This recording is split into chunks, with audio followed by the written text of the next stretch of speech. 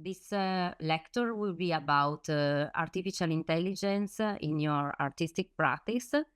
We will investigate artificial intelligence and how this tool can be used for artistic creation, for the development of images, sound, and video generation. We will go through ideation until the production of this kind of artistic works. We would like to thank you to Sabio for being here. And I will just present briefly him.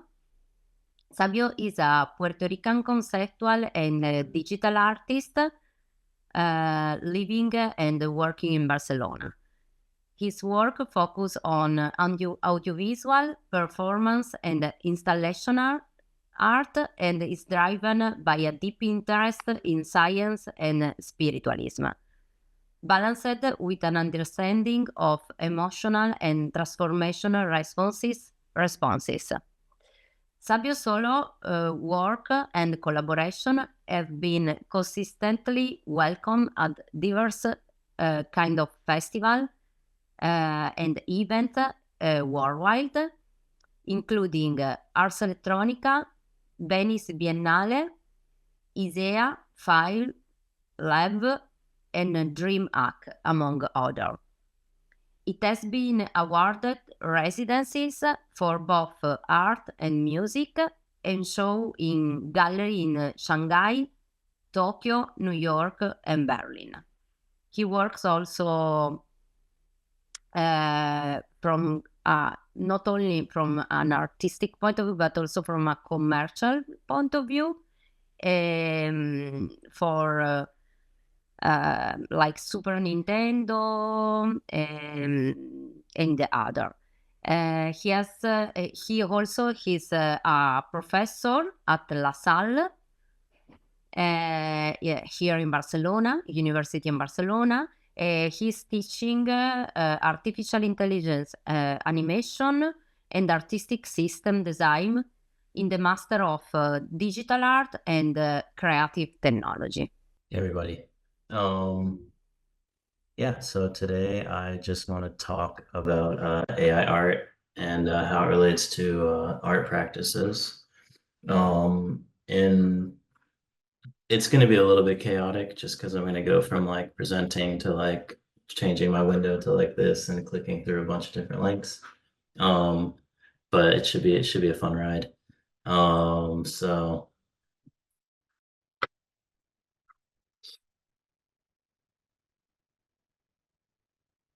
cool. Yeah, so that's the title slide. And what we're gonna go through is a few different areas of AI and how it could be incorporated into art practices. I'm gonna go through it in a way that shows by example. And by example, I mean some methods I'm gonna show live, and then other methods I'm gonna show my past work on. I don't want to make it like an artist talk. I want to just show my work because I feel like it gives context to different ways that these tools can be used. And if people have questions, then I can, truly answer those questions with certainty.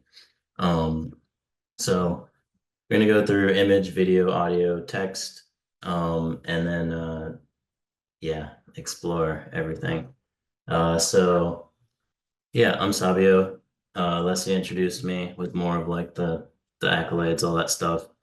But I just want to say, like, I'm an artist, I'm a musician, I'm a researcher and a professor, and that I really like to make art that puts people in conversation with how they view reality, quantum forces, and the self. And I oscillate from like dark and noisy art, like super experimental, super dark, to very colorful and kawaii. And that's both in art and life, as you can tell by what I'm wearing. And sorry, I really got to figure out where to put this like video thing that's floating around. Okay, cool. I found a good spot. So yeah, this is kind of the breakdown. It's like image, video, audio, text, and like these are the four things. And then the fifth is just like creativity to infinity. And so yeah, let's start with AI image generation. I imagine that most of you have encountered this in some way, shape, or form, whether it's like online, seeing images other people have created, whether it's in the news talking about it, whether it's using tools yourself. But I wanted to talk about sort of through my own sort of personal history with it and kind of where things started for me and then grew after that. So one of the first things that I was doing with when it came to like generative AI in the realm of images was using GANs, which GANs are like general adversary networks. You don't really have to know the details of what that means. It's just a way to like say, okay, here's a ton of images. These are similar to other images. Try to translate between them, blah, blah, blah. So one of the tools that's like super easy to use, you could go there now, you could sign up, do whatever you want there, is Artbreeder. They've added a lot to it since I last used it, which was probably in 2019. And the way that I was using it was very fun at the time, and like I still think is pretty fun. But basically, you can have these different images here, and you can immediately start to like change certain factors about them. So like, okay, I want to look at like making something like really old. Um, and you can just keep like iterating and clicking through these. And then if you want to, you can start to play with like all the details of it, like add facial hair, add certain clothes, like hats, glasses, all those different things, play with race, play with like gender. Um, and then you can like take these and actually then start to remix them in certain ways. So we're going to take this one, we're going to remix it. We're going to immediately start like playing with the gender here. And because I'm non-binary, I actually use they them pronouns. I had a very particular interest in exploring how AIs view the non-binary and trans, and sort of the way that these artificial intelligence are biased in different ways. So when I was first using Artbreeder, I was really focused on like, okay, how do you create like actual images of non-binary people through AI? And that was like an interest that I had for a while, and also exploring like, okay, well, how do these different like racial influences have implications, or what does the AI think, constitutes these things? So you can go crazy with this type of stuff. And it was very fun to explore. And I would kind of like I was living in Japan at the time, and I would go to like work and be on like the train and just like making these different AI portraits. Um, and so that's a GAN. There's a way that you can do it. The whole interface has changed. I literally just looked at it again yesterday, so forgive me. Um, there's a way that you can take these images and then you can have different parents. So then you're like creating like, you know, offsprings of styles with different genes and all of that type of thing. And then there's also a way that you can start to animate between these and use frame interpolation, which is going to use artificial intelligence to try to predict all of the different ways that these are related in between the images. And when you do that, you end up with a video, actually. I know I'm still in the image section, but you end up with like videos that kind of can look like what's going on in the background here. Let me find a good section of this. This was a music video made for a band called Bloodslide. Um, so you could get things like this. And this is 2019. This is a while ago. I guess that's like 6 years ago now. That's weird. And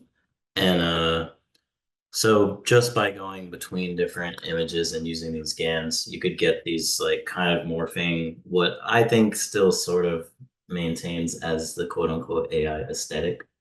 Um, and so that was all happening from GANs. And Artbreeder is like a tool you can literally use right now, as you just saw. StyleGAN is a little bit more like advanced, but you can run it in the cloud, and is doing something super similar. So it's like, again, like you have this sort of like morphing thing. I think we've all seen these videos in one way, shape, or form. Um, but yeah. that's like kind of the GAN vibe. And then VQ, GAN, and clip. I want to say it was like 2020-ish was when this was really kind of like making it onto the scene. And this was kind of the first time that you could type in, it was using clip to basically clip another machine learning model type of thing. That's basically going to help you with like translating text to image. So this was the first time, you, at least to my knowledge, that you could type in a text prompt and it would give you an image. And as you notice here, it says like trending on ArtStation. And if you've used things like Midjourney or Stable Diffusion, people still use those terms. So this is a bit of kind of the history of where that was all coming from.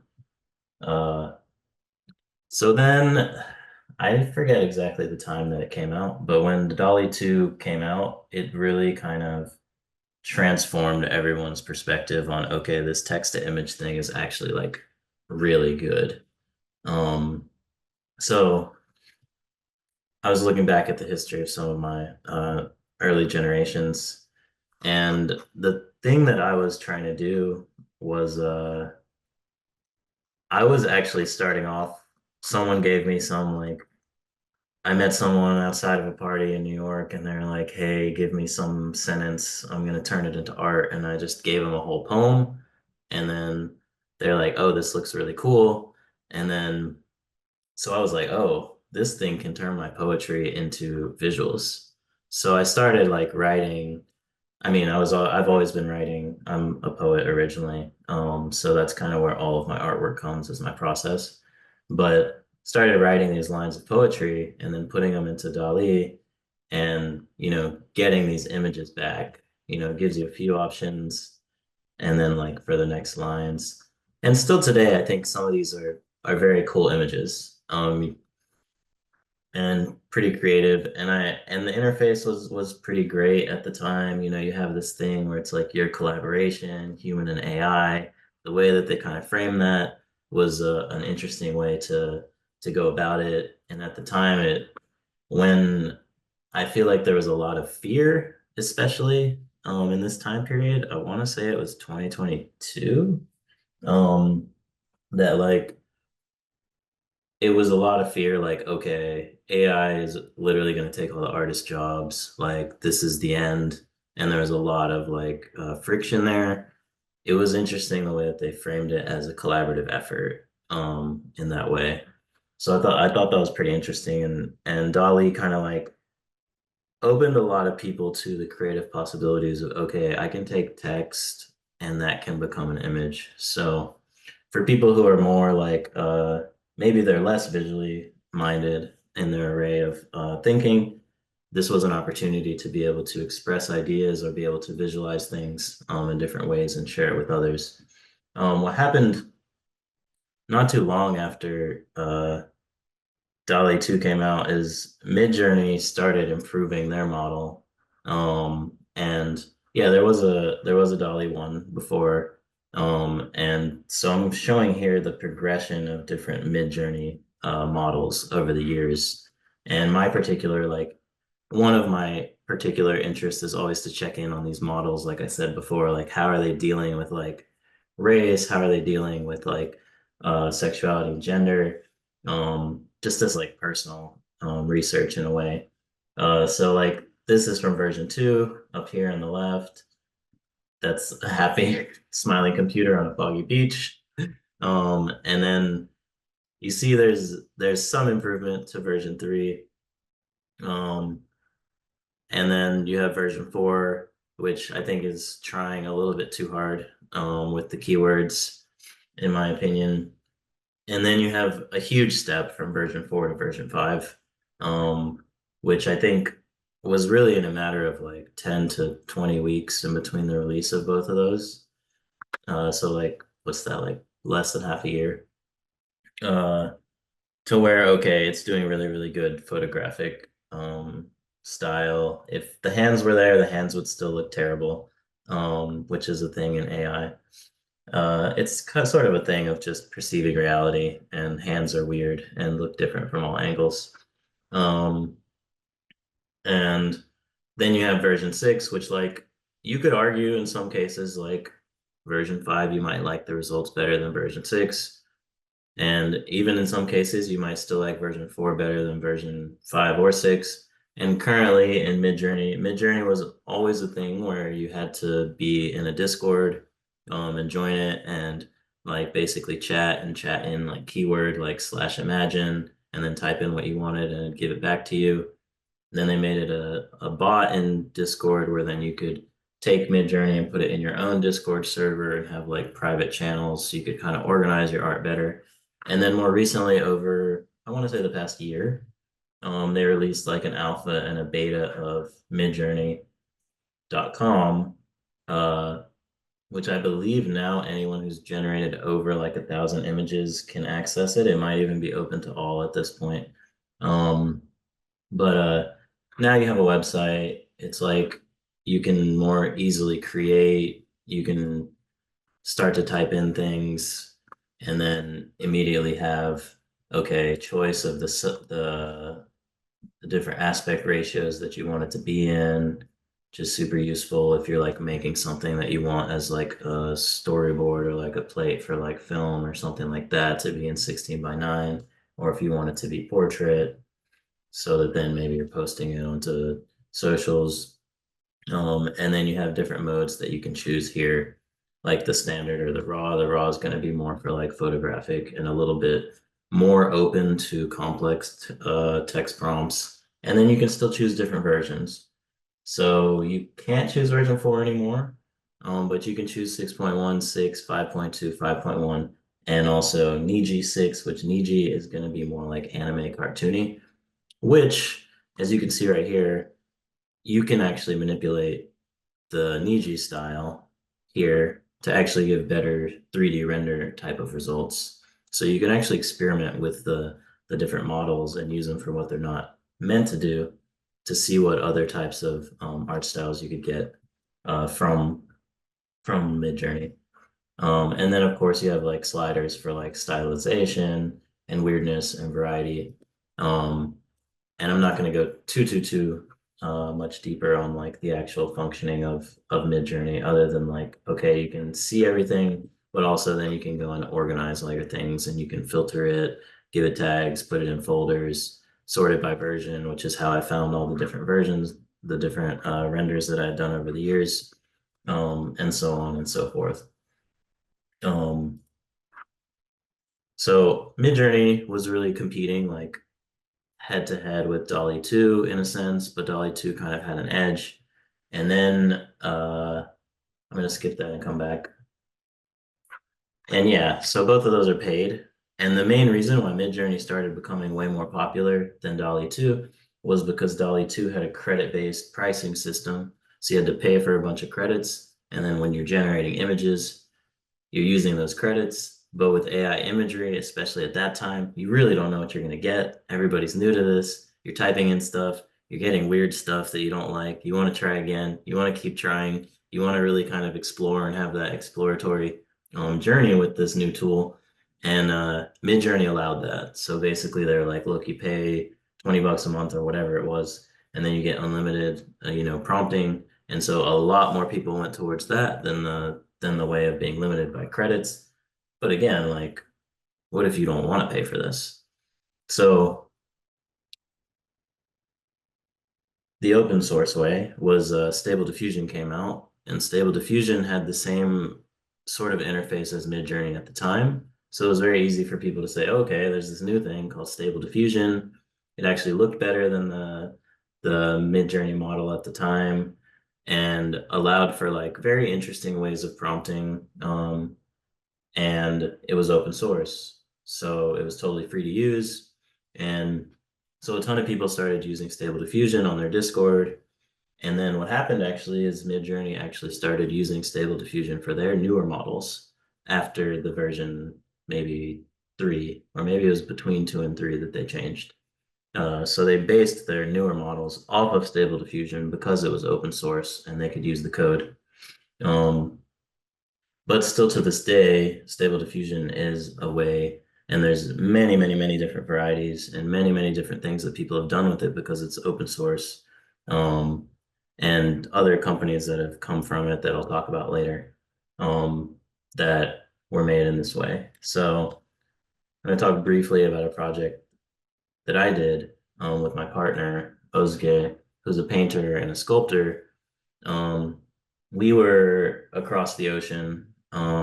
She was in Turkey, I was in Chicago, and we were communicating. Basically when I wake up, I'm messaging her. When and we have like these two little windows of time to actually communicate because of the time difference.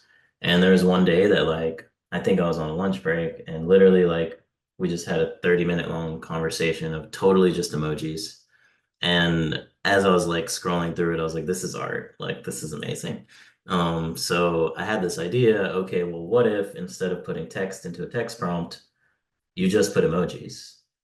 And so I made like an interactive installation where you're scrolling through this website, and every emoji that's on the screen, while you're looking at it, is on the website, is then sent to the generative AI image creator to make that image inside of a frame behind it. So it's like, okay, what you're looking at here in this picture is actually like hot dog, onion, what is that, a pie, jello, ice cream, dorayaki, and like shopping cart. And that all together generates this image. And as you scroll through it, it's dynamically changing.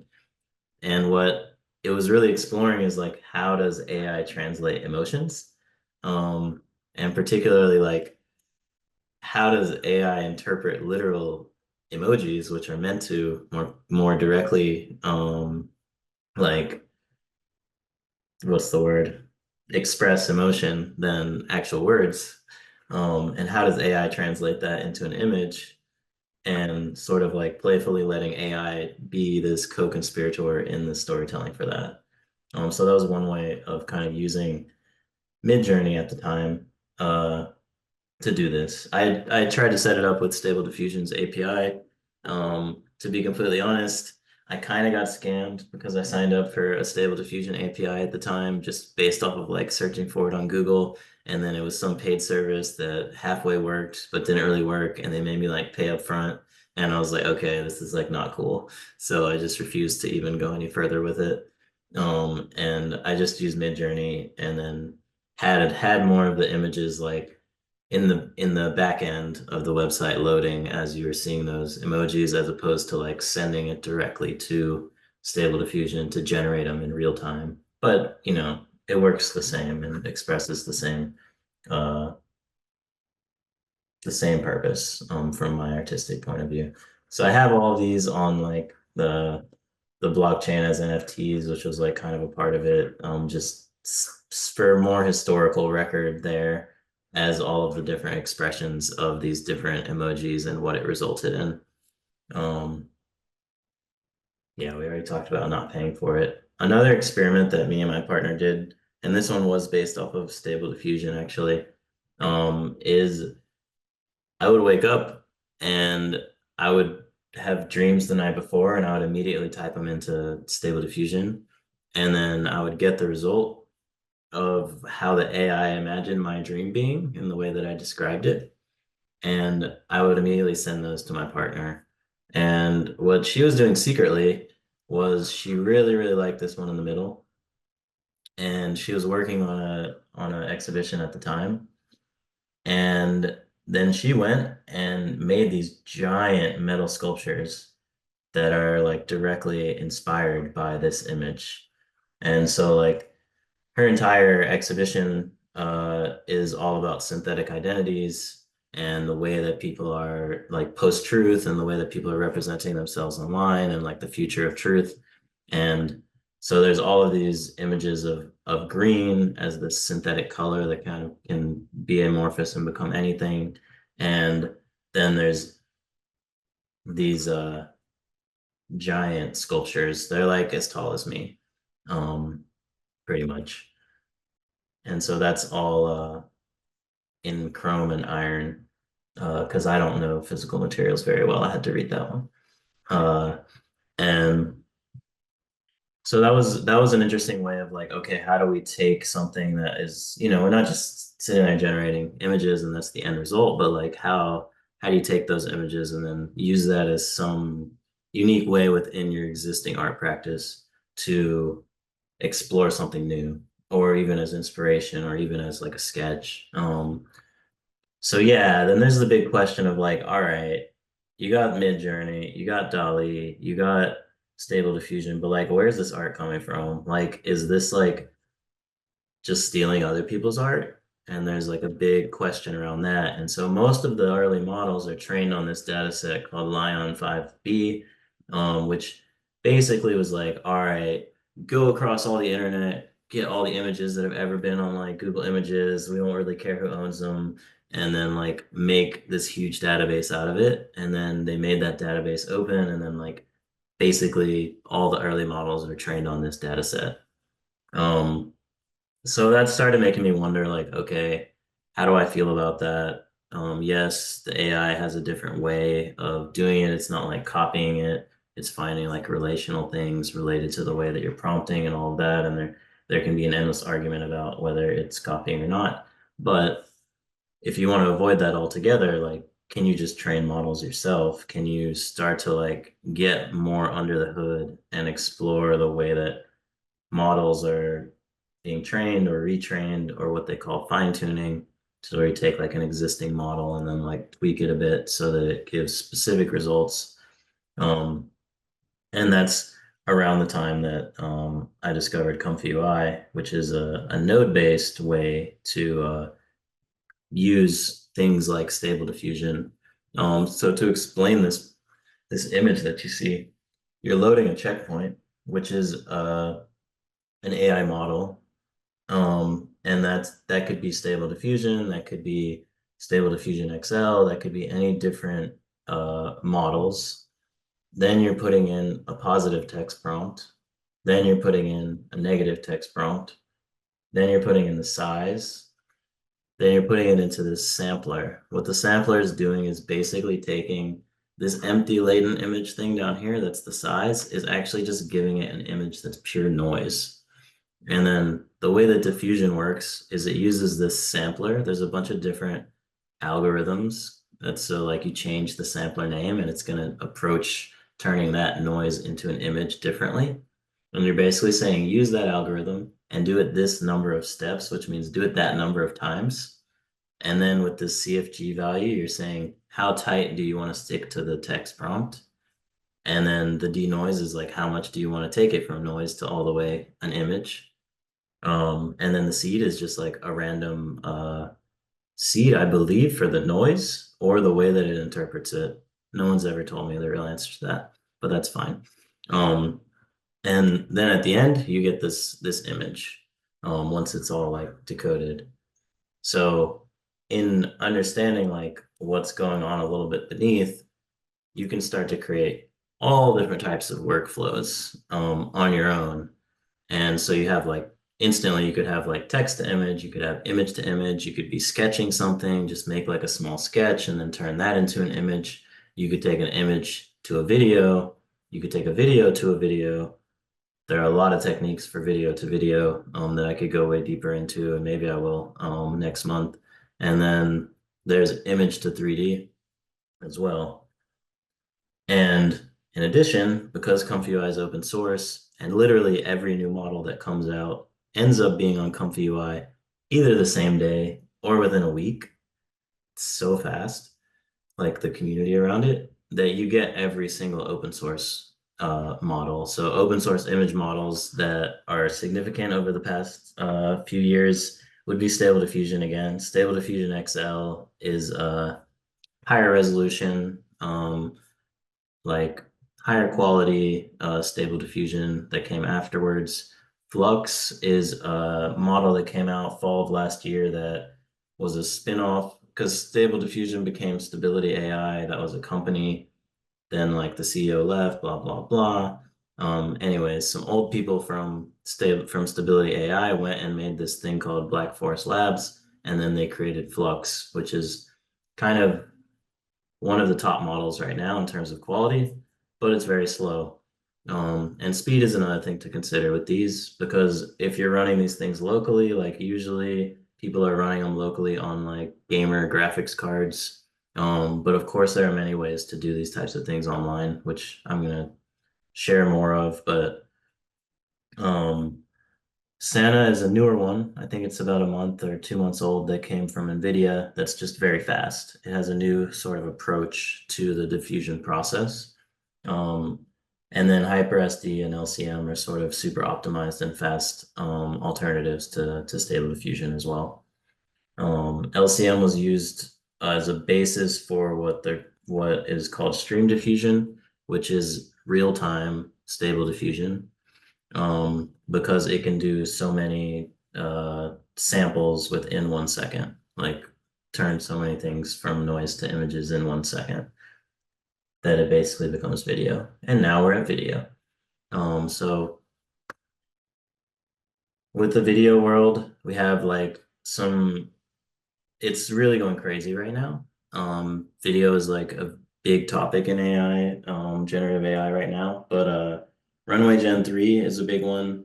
It's pretty good at doing realistic stuff. Let's just say it's sort of falling behind, but they have a nice interface, a nice website. It is paid.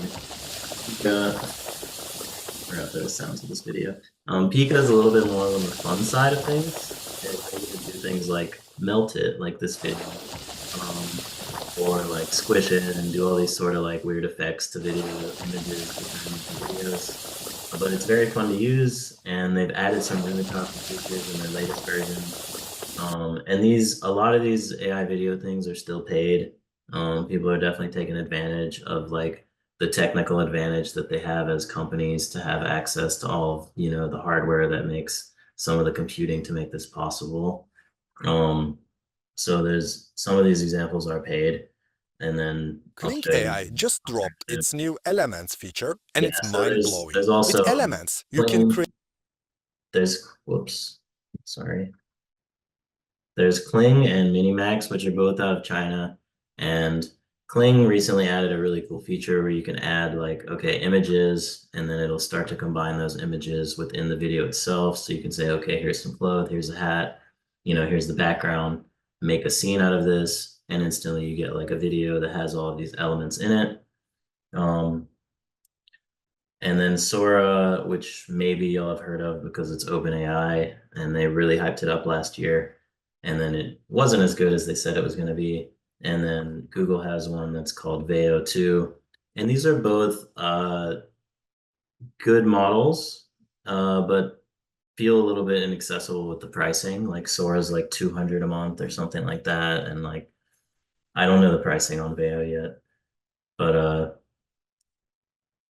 very good quality, very like cinematic and film. These are definitely tools like if you're doing something professionally and somebody needs something like high quality, might be worth your time versus money sort of balance. But then there's also a ton of really good open source video models, and there's more and more coming all the time. So like last year, let's say middle of last year and earlier, Animate Diff was a huge progression that basically lets you use any of the existing image models and turn it into a video animation in Comfy UI. And then there's Mochi, there's Cog Video X, there's LTX Video, there's Pyramid Flow, there's Hunyuan Video. Hunyuan Video is like it was created by Alibaba, and right now is probably the best open source video model. And then these others each have their own sort of features that they're good at in different ways. And constantly, new tools are being built around each of these models. The more that these models are liked by the open source community, the more people are building tools around them. Tools like camera control, tools like character consistency, tools like the elements thing that you saw for the Kling that also can exist for these open source models. Things like prompting for multiple scenes, lip syncing for characters, and more recently, like video to audio. And then also these models having high resolution straight out of the box is a big advancement as well.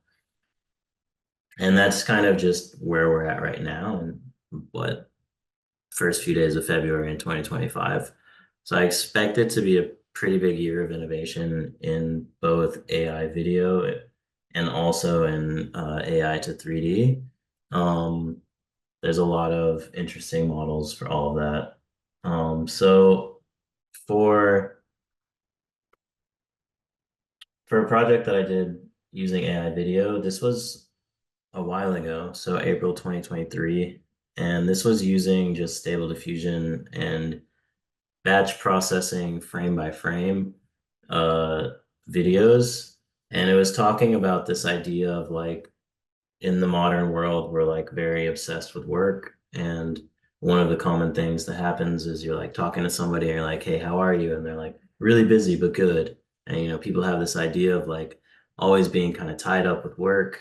But then there's also this kind of security blanket and this like kind of, you know, coziness of the work as well. So I wanted to kind of juxtapose these things and say like, okay, you're tied up, but you're also like hugged and you're like held close by these things. And so what I did is I took experimental dance videos and then I analyzed the joint data from each of those videos as well as the depth data to reform like and restylize each of the videos. And the prompts for the videos again were like based off of poetry. And it was all talking about like themes of like being chained up, like tentacles tying you up, or like the idea of like compassion and being hugged or being like cozy, and being cozy with cats made its way in there at some point. So I'll play a quick video.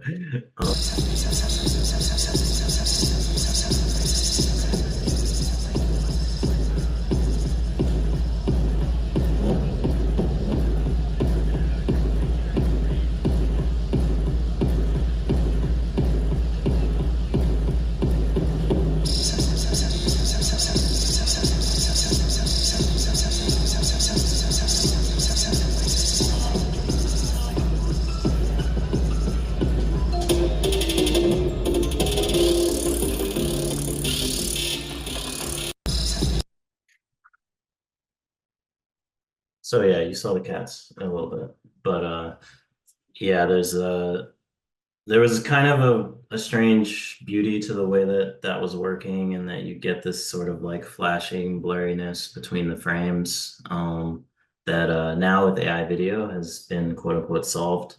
But I think the beauty is like there's already retro AI tools now and like retro AI video techniques, and like that's pretty interesting that like in such a short amount of time, like you can see the difference, and kind of if you vibe with a certain, you know, style of how these tools are made, you can kind of pick and choose which one you like. So another example of using AI video, this was let's say a year later, basically. This was made for Sonar Festival here in Barcelona.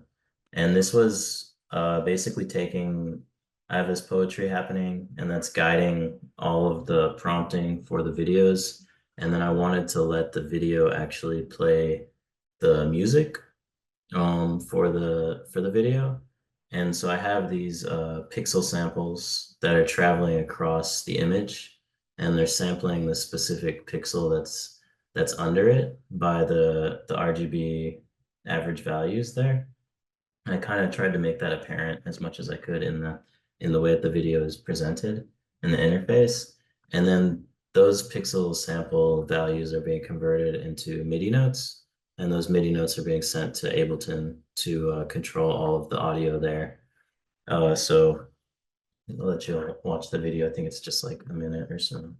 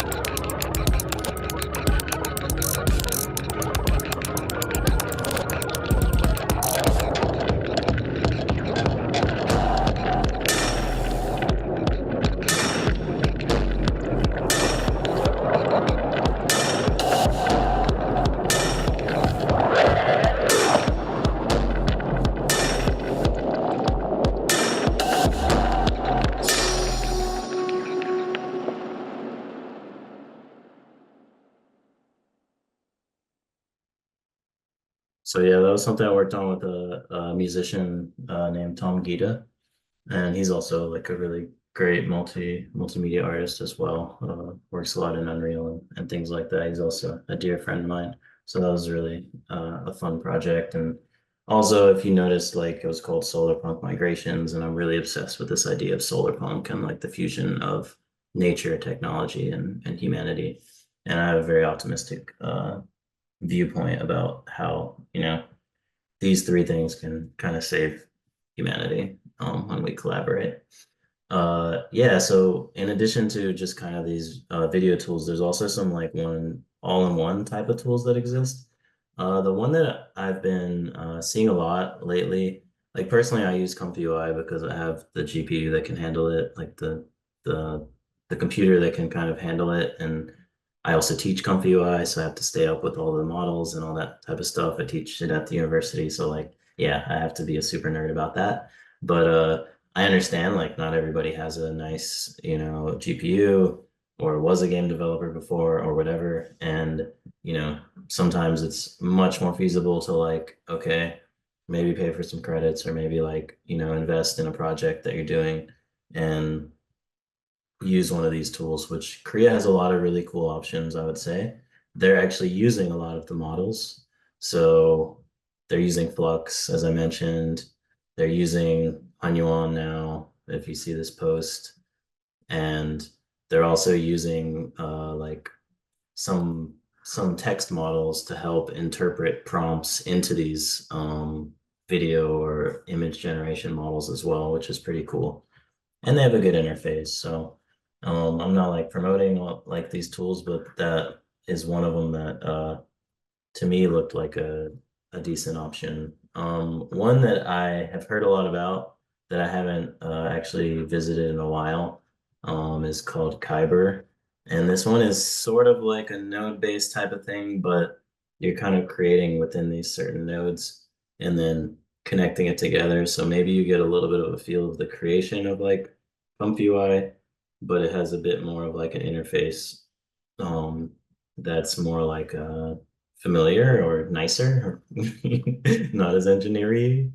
Um, but again, paid product, not promoting it. Haven't really used this one, but have been hearing from some friends that they they like it. And Runway as well. Runway as well has so many different tools, as you can see here. All these tools, of course, you can do in ComfyUI, but if you don't feel like investing the time or, uh, don't feel like learning those skills, it's not gonna be like your forte. You're not the one teaching it to people. Um, Runway has a lot of options, and they're innovating with their own models. They're one of the oldest, like kind of quote unquote players in the game. Um, so you know that they're not just going to disappear out of nowhere. Um, and yeah, on the open source side, like there's a lot of interesting tools beyond just the video that sort of make ComfyUI all in one tool. Like you can do object tracking, you can do background replacement, you can do lip syncing, upscaling, body tracking, like the depth image thing I mentioned earlier, or tracking skeletons. Um, all these are possibilities there. All right, how much time do I have, Alessia? I was with the micro off. You still have, if you want, 5 minutes, and then maybe we can do some question. Okay. And if for all of them it's okay, we can do the coffee break until then.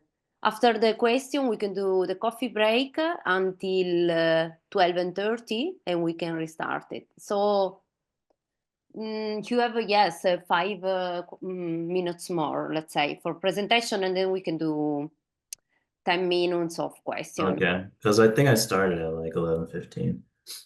Yeah. So I'm gonna try in 5 minutes. It's all right. I have less to say about audio. Audio is not like my super research area in AI. But I do know like the main more commercial things that are happening in the audio world. I wish I knew more about the open source side of it. I'm sorry to report that I don't. But Udio is what I would choose if I was gonna just like do straight up music generation, and what I have used on past projects. And I can show you something that I made that I'll explain later what's going on here.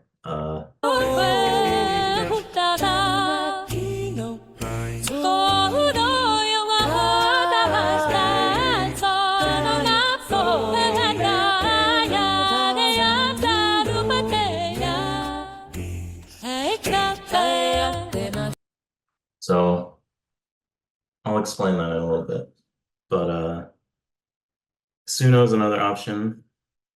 Same exact thing. Stable audio is another option, also made by the people from Stability AI. I believe they make their thing open source as well, but they have a website that you can go to and do exactly the same thing. It's like text to music. Moises is a pretty cool tool. It allows you to separate the layers of music. So if you have like, you know, an old recording of a jam and like you really want that guitar riff, like you could use Moises to then like extract that guitar riff and then like use it in another project or another song. Uh, 11 Labs, you may have heard of, is like very popular for text to speech. They do text to speech. They have tons of very, very realistic human voices. Like it's pretty impressive how well they've gotten it. And then Whisper is going to be from voice to text, and that's open source. And you can, you know, load it into different projects that way. Very quickly on the AI tech side of things, we all know ChatGPT, I hope. I mean, like it or hate it. There's also Claude, which was a spinoff of the OpenAI. Some people used to work there made it. There's DeepSeek, which recently, you know, crashed the US stock market like a week ago because of China's making you know, an AI you can talk to does that to America. Perplexity, which is a really cool tool because you can search online and get real results from like very recent times. So that's a really cool tool in AI. And then Cursor AI is super awesome if you ever want to code something because it will sit there in your, it's like Visual Studio Code, which is an IDE, which is basically like a text editor for programming, but it is a fork of Visual Studio Code. So it's the same thing as Visual Studio Code. You can use all the add-ons and stuff with it. So you can use it for any language, but you can directly attach to any of these aforementioned LLMs or text AIs to talk about your code, and it can see your code and suggest the changes right there in your editor, which makes coding like much faster. And if you're not a coder, you can do so much so fast. Llama is kind of it's Meta's AI. It's been open source since it started, which is good. DeepSeek is also open source, which is a big reason why that was shaking up the thing. So I want to talk about a project where basically I use every single type of AI together. It's called Entropic Everything. And the concept behind it is that we're creating a reality that is inherently entropic because we're allowing our world truth to be defined by artificial intelligence in some way, shape, or form. And constantly, like, we're going to ChatGPT before we go to Google now. We're trusting its, you know, version of the truth as the truth to some degree, you know, different people, different varying degrees. And so we're starting to construct an entire world, or, you know, if we're making digital twins, maybe a digital twin world as well, that is informed off of an entropic version of reality. So it consists of a few different elements, but it's all based off of this poetry. And the song that you heard earlier was actually spoken in Entropico, which is a language that I created using ChatGPT. And I'm going to show you a little bit about how I created that language. So I was talking to ChatGPT and I said, okay, well, where are the places on Earth that have the highest amount of entropy? And it gave me some things. I talked to it more and more. You know, I got it to actually give me like locations of cities. Then I said, okay, well, what language is spoken in each of these places? And I decided to have it translate each different word of the poetry into those languages and then call that Entropico. So, here you see all of it translated, in this looping pattern between these different languages based off the points on Earth of the highest entropy. You get these words out, and then I'm telling it, hey, remember this as the language Entropico. In the future, I can ask you to just translate stuff to Entropico, and you'll do it. And it's like, cool, yeah, totally.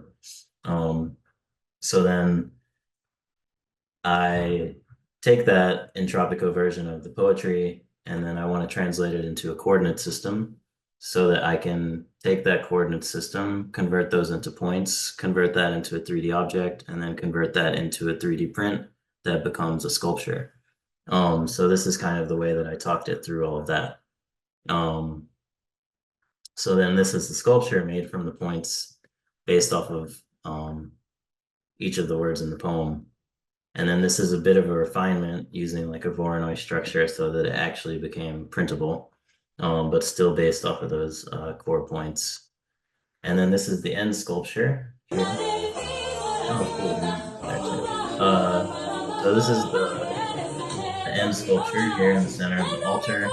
And as people enter, everything is black and white using the depth maps, which is another way of the AI interpreting the poetry, which was the prompts and showing that all in black and white. And when two or more people put their hands over these sort of hand sigils, then it activates and everything becomes colorful. The song plays. There's background music that is actually based off of 11 Labs people who are speaking the poetry in each of the distinct languages. And then I'm putting that through a granular synthesizer to form an ambient soundscape all around.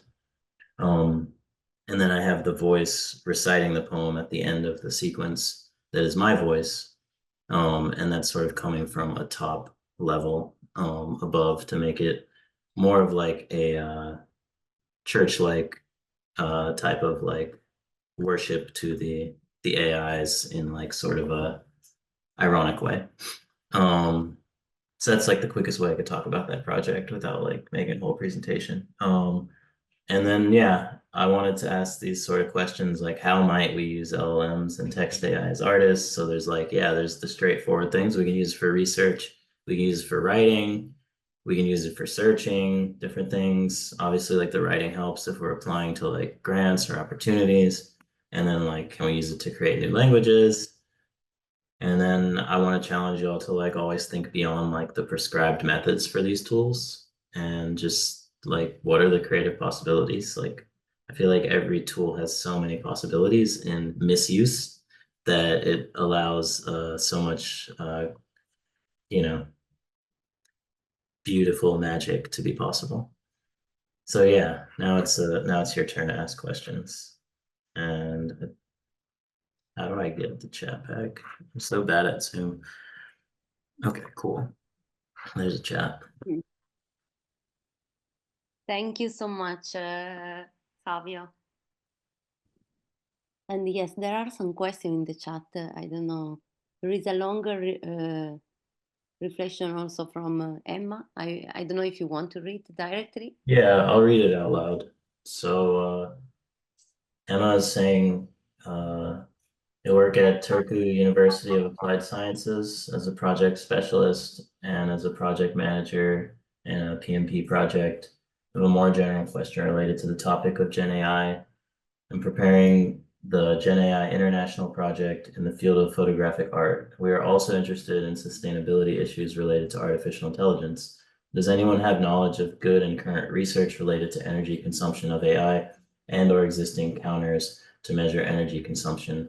So I think the data on energy consumption is pretty murky and pretty biased. Similar to when there was a big protest about blockchain art, I think that AI is getting a little bit of a bad rap because I did hear some statistics on the data usage or like the energy usage of like a single prompt to ChatGPT and how much water it consumes.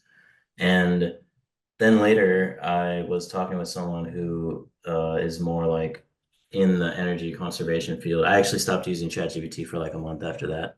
And then I was talking to somebody in that field, and they're saying, yes, that's true, but also every time you search on Google, it uses the same amount of energy.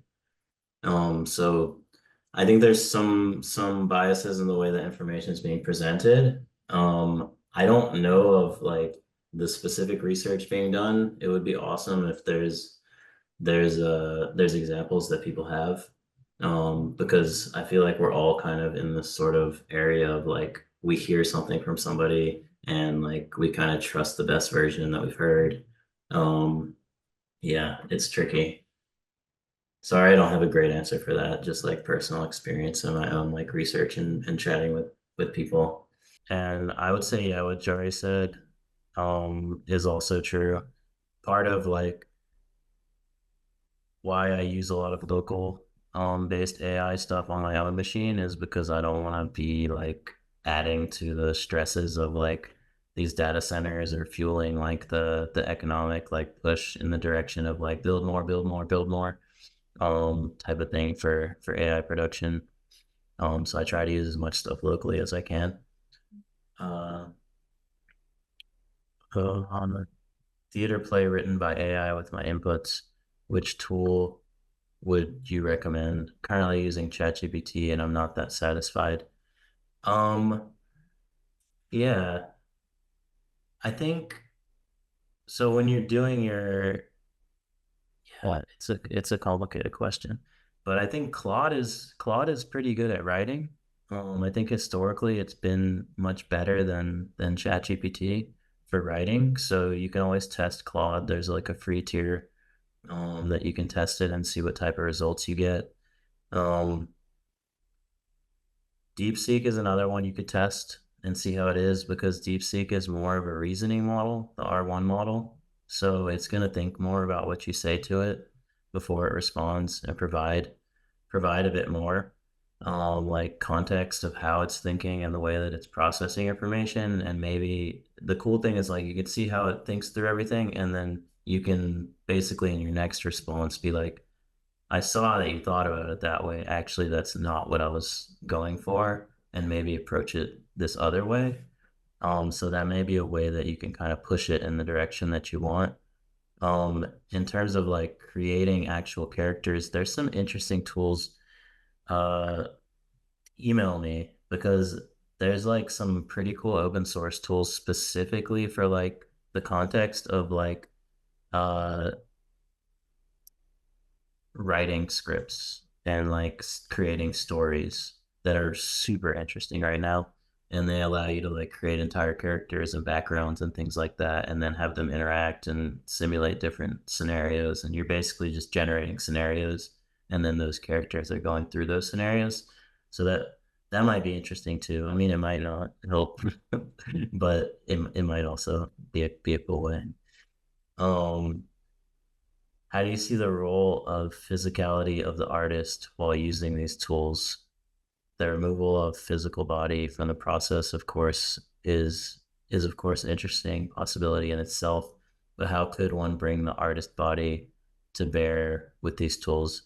Oh, I think there's a million possibilities, and that's kind of where like I turn it over to like to you and like your process as an artist and like your practice and the way that you want to approach things. Like for me, like I feel you. Like I wanted more physicality. That's why I wanted to bring in like, okay, how do I build a screen that can represent this entropy? So I physically built those screens.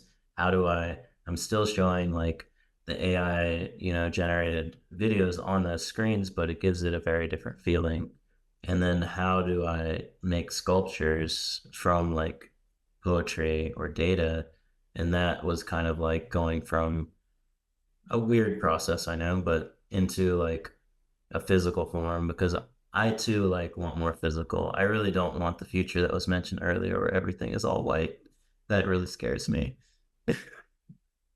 I like the physical and like as much as I love new technology, I also am constantly questioning it, and I feel a little bit like I'm like a little bit side-eyeing it all the time. Okay, I think that's all the questions. Well, thanks everybody for listening, and please stay in touch. I'm sure they're gonna give some contact info, and yeah, thanks for having me.